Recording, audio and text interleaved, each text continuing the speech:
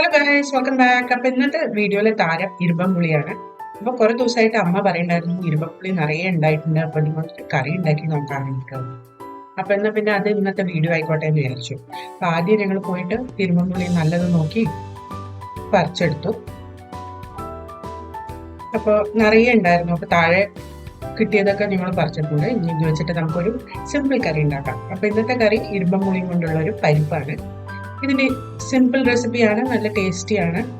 ഇതിന് ആവശ്യമുള്ള ഇൻഗ്രീഡിയൻസിന്റെ ലിസ്റ്റ് താഴെ കൊടുത്തിട്ടുണ്ട്. അപ്പൊ ഇതേപോലത്തെ നിറയെ ഇരുമ്പമ്പുളി റെസിപ്പീസ് എന്റെ ചാനലിലുണ്ട്. അപ്പൊ അതിനായിട്ട് എന്റെ ചാനൽ സബ്സ്ക്രൈബ് ചെയ്തിട്ട് ബെൽ ബട്ടൺ ക്ലിക്ക് ചെയ്യാൻ മറക്കരുത്. നമുക്ക് വീഡിയോയിലേക്ക് കിടക്കാം.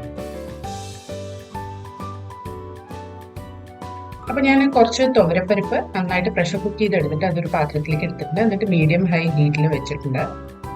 ഇനി ഇതിലേക്ക് നമുക്ക് ഇരുമ്പമ്പുളി ചെറുതായിട്ട് അരിഞ്ഞത് ചേർത്ത് കൊടുക്കാം.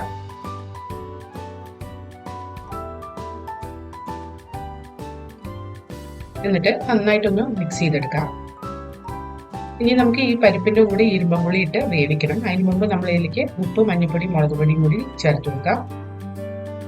എന്നിട്ട് നന്നായിട്ട് മിക്സ് ചെയ്തിട്ട് വെള്ളം ആവശ്യമാണെങ്കിൽ വെള്ളം ഒഴിച്ചിട്ട് ഈ പുളി നന്നായിട്ട് വെന്ത് വരുന്ന വരെ നമുക്ക് അടുപ്പത്ത് വെച്ച് കുക്ക് ചെയ്തെടുക്കാം. അപ്പൊ ഇതൊന്ന് ഇടയ്ക്ക് ചെക്ക് ചെയ്യാൻ മറക്കണ്ട, പരിപ്പ് അടി പിടിക്കാണ്ടിരിക്കാനാണ്. ഇത് പുളി ഏകദേശം മുക്കാൽ ഭാഗം വെന്തിട്ട് ഇനി കുറച്ച് നേരം കൂടി ഇത് വേവിച്ചാൽ നമ്മുടെ പുളി റെഡിയാവും. അപ്പൊ പുളി നന്നായിട്ട് വെന്ത് വന്നിട്ടുണ്ട്. ഇനി ഇതിലേക്ക് നമുക്കൊരു അരപ്പ് ചേർക്കണം. അതിനായിട്ട് തേങ്ങയും ഒരു മണി ജീരകവും കൂടി ചേർത്തിട്ട് നന്നായിട്ട് അരച്ചെടുത്തത് ഇതിലേക്ക് ഒഴിച്ചു കൊടുക്കാം നമുക്ക്. എന്നിട്ട് നന്നായിട്ട് മിക്സ് ചെയ്യുക. എന്നിട്ട് തീ കുറച്ച് വെച്ചിട്ട് നമുക്കിതൊന്ന് ഒരു തിള വരുന്ന വരെ കുക്ക് ചെയ്തെടുക്കാം.